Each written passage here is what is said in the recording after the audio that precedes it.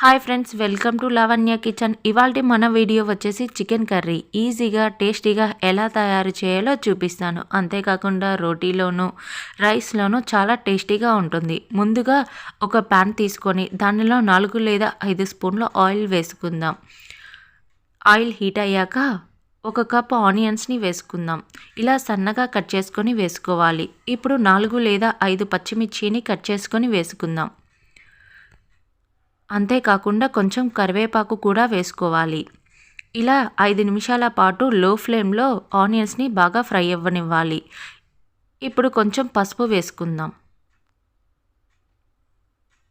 ఈ పసుపు వేసుకుని ఒకసారి తిప్పుకొని ఆనియన్స్ బాగా ఫ్రై అయ్యాక 1.5 టేబుల్ స్పూన్ల అల్లం వెల్లుల్లి పేస్ట్ వేసుకుందాం.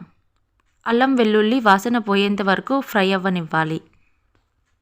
ఇలా లో ఫ్లేమ్లో బాగా ఆనియన్స్ ఫ్రై అయ్యేలా చూసుకోవాలి.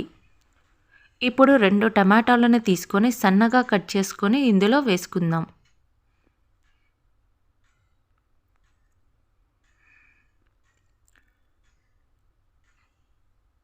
టమాటోలు బాగా మెత్తగా మ్యాష్ అయ్యేలా చూసుకోవాలి. లో ఫ్లేమ్లో మూత పెట్టి మగ్గించిన తొందరగా టమాటోలు మగ్గిపోతాయి.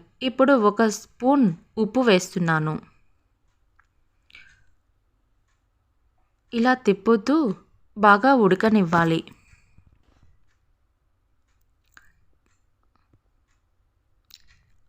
ఇప్పుడు 1 స్పూన్ కారం వేయాలి. బాగా స్పైసీగా తినే వాళ్ళైతే 2.5 స్పూన్ల కారం వేసుకోవచ్చు. నేను ఇప్పుడు 1.5 స్పూన్ కారం వేస్తున్నాను. ఇలా కారం వాసన పోయేంత వరకు బాగా ఉడకనివ్వాలి. ఇప్పుడు ముందుగా కడిగి పెట్టుకున్న చికెన్ని వేసుకుందాం. టమాటో గ్రేవీ అంతా చికెన్కి బాగా పట్టేలా బాగా తిప్పుకుంటూ లో ఫ్లేమ్లో బాగా ఉడకనివ్వాలి. ఇలా ఒక 5 నిమిషాల పాటు ఉడకనిద్దాం. చూసేసారా, ఇలా 70% వరకు చికెన్ కుక్ అయిపోయింది. ఇప్పుడు మసాలా వేసుకుందాం.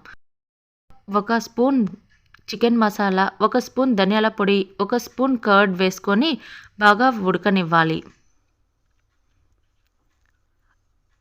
2 నిమిషాల పాటు ఇలా తిప్పుకుంటూ ఉడకనివ్వాలి. ఇప్పుడు చికెన్ రెడీ అయిపోయింది, ఉడికిపోయింది. ఆయిల్ అంతా పైకి వచ్చేసింది కదా. ఇప్పుడు గ్యాస్ ఆఫ్ చేసుకొని ఒక సర్వింగ్ బౌల్లోకి తీసుకుందాం. చూసారు కదా ఫ్రెండ్స్, ఎమ్మి చికెన్ ఎలా ప్రిపేర్ చేసుకోవాలో. మీకు కనుక ఈ వీడియో నచ్చినట్టయితే నా ఛానల్ని సబ్స్క్రైబ్ చేసుకోండి, లైక్ చేయండి, షేర్ చేయండి, కామెంట్ రూపంలో నాకు తెలపండి. Thank you for watching.